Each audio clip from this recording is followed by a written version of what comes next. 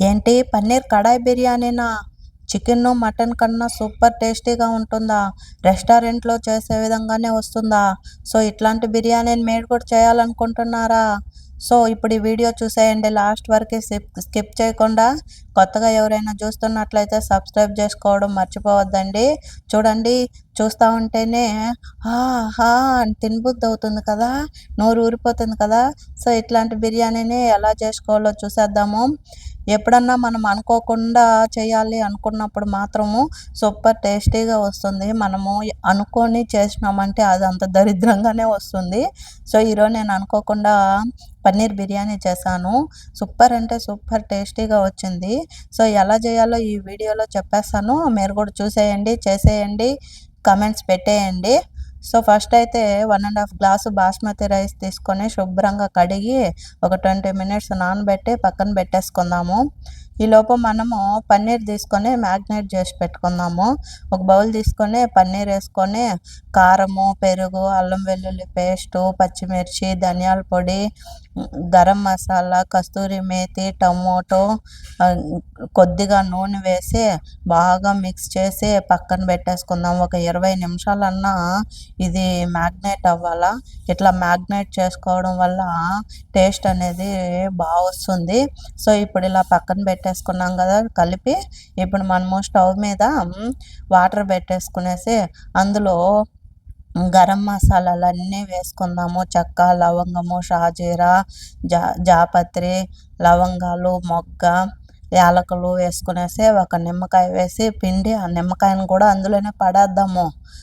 So, ఉప్పు కొంచెం వేసుకొని నూనె కొంచెం వేసి ఈ మసాలాలన్నీ అందులో నీళ్ళల్లో బాగా మరిగినాయనుకో రైస్ సూపర్ టేస్టీగా వస్తుంది.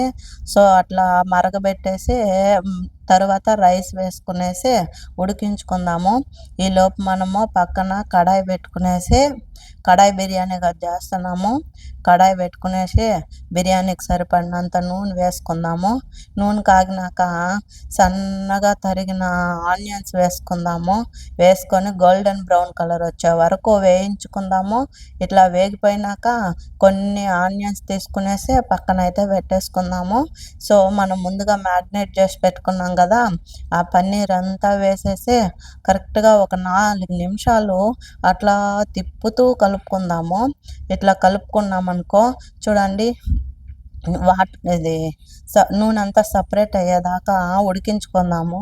మీ దగ్గర కానీ ఉంటే క్యాప్సికమ్ వేసుకోండి. క్యాప్సికమ్ ఉంది కాబట్టి వేసినాను. ఉంటే వేయండి, లేదంటే ఆప్షనల్.